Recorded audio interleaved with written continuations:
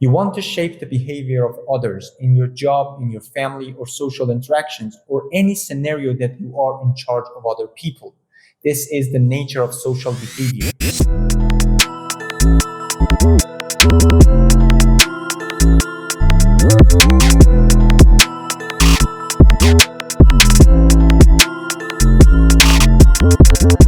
Rewarding them when they behave well and punishing them when they don't is the first solution that comes to mind.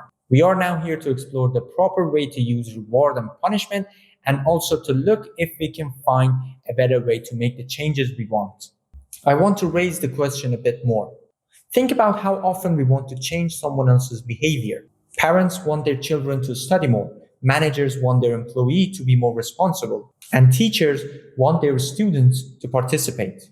Or even in more general occasions, a friend who is always late, a partner who never listens, or a colleague whose behaviors drive you crazy. In all these situations, our intention is usually good. We want things to work better, we want less friction, and more growth and harmony. And the reward punishment strategy is usually our first choice of action. The uncomfortable truth that this video revolves around is that you cannot force a meaningful change into another human being. What you can do is to help them learn why a change is necessary and how it serves them. And that brings us directly into the psychology of learning. Every moment is a learning situation. Behavior change is not magic, morality, or willpower. It's learning. In psychology, learning simply means collecting information about the world and updating our behavior based on it. And if you think about it, every moment of our life is a learning opportunity, and we are constantly collecting data from our surroundings. Some of it is teaching us about the things in the world that we cannot control. For example, when you learn that when a hand suddenly moves toward your face, the pain might follow, so you flinch. Or you learn that fire burns, so you vigorously pull your hand.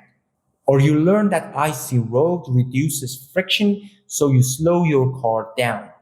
These are natural rules, the associations that you have learned between different events in the world. But another huge category of learning is even more important for behavior change. Learning the relationship between our actions and their outcomes. This happens when we learn we can actively influence the world with our actions. You press the gas pedal and the car accelerates. You smile at somebody and they smile back. You prepare well and you perform better. Once you learn these rules, your and even other people's behaviors don't seem random anymore. The behavior is guided by motivations. For basic biological motivations like hunger, thirst, and pain avoidance, it is very simple. An action immediately translates into outcome. You eat and hunger goes away. You touch something hot and pain happens. Reward and punishment work relatively well here because the feedback is immediate and clear. But human life is mostly not about simple actions and outcomes. Most of the important things we do are complex, long-term, and have no direct bond with our primitive needs. Think about it. Going to university, building a career, maintaining a relationship, developing a skill, or even saving money. None of these actions can directly satisfy a biological need. A college degree doesn't feed you, a dollar bill is not edible, and there is no joy in studying at 2 a.m. So why do we do these things anyway? This is where things get interesting. Humans are capable of creating motivational chains. This is a sequence of actions and meanings that are boring, small, and uncomfortable with no rewards now and connects them to a meaningful desired outcome in the future. Over time, we build mental maps. Studying will lead to passing exams and eventually graduation. Graduation will provide us with better job opportunities, and better job opportunities will bring us financial security. We will then use our financial security to buy our biological needs and freedom and security and self-respect. The final reward is sometimes not physical at all. A sense of competence, independence, social status, pride, and meaning. What matters is that the brain learns the connections. This function allows us to delay gratification and achieve things that no immediate reward can ever justify. And here is a key insight for anyone who's trying to change another person's behavior. If a person cannot see a reasonable chain of motivation, no amount of reward or punishment cannot change or create your desired behavior. External reward and punishment only focuses on one link in the chain. Do this and get rewarded, or do that and get punished. A child studies to avoid punishment, not to learn. An employee works only when the supervision is present. And a student memorizes to pass and then forgets everything. This can temporarily work, but it doesn't create understanding. But that is not the only downside. We're not always present to provide the reward and punishment, so the behavior disappears instantly. Why? Because the behavior, instead of being tied to an internal map, is tied to us as the source of power. The question here is, how should we change our role? We put others as our role models, and this is a very powerful way of learning.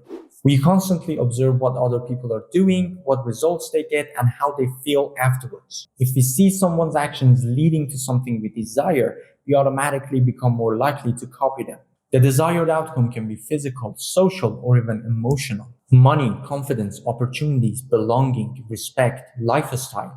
The student sees an older peer who has got graduated, not only gaining a diploma, but also gaining confidence and independence. An employee can see a colleague respected, trusted, and relaxed because they are reliable.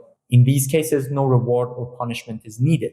The motivation is internalized because the natural result is attractive. This brings us to one of the most important distinctions in psychology. The external motivation comes from outside: reward, punishment, pressure. In this case, the learning doesn't happen due to the natural results of an action. If we learn a behavior in this way, we are doing it to please someone else. And that is not a good reason to do anything. But if we learn something with internal motivations, we are seeking for the natural results of the action. It can serve long-term goals, identity, or values. It might have instant rewards for us too, but it definitely serves who we are, and we think it naturally benefits us. Studying psychology for some students might be just externally motivating, but for me, it serves my curiosity and self-image, and it is deeply tied to the plans that I have for the upcoming decades. How can we create internal motivations for ourselves and others? Well, no one has came to this world with fixed internal motivations. External motivations are needed to start a behavior, but if you rely on that, it becomes control and it creates compliance, not growth. The internal motivation is needed to sustain the learning. I'm not telling you to remove every structure or be permissive. I am telling you to teach them the map. Help the people you are trying to change understand why a behavior matters, what it leads to, and how it would serve their needs, not yours. Knowing these, a teacher doesn't just demand discipline, they show how learning creates freedom. A manager doesn't just enforce rules, they show how responsibility creates trust. A parent doesn't just punish the mistake, they explain consequences and long-term benefits. When someone understands the motivational chain, the change of behavior becomes self-driven. And this is the only change that actually lasts. I am Ali Amini, and Brainosophy is about exploring cognitive psychology one idea at a time. So hit the subscribe button to join me at this journey, and till the next time, take care. Do what they are doing.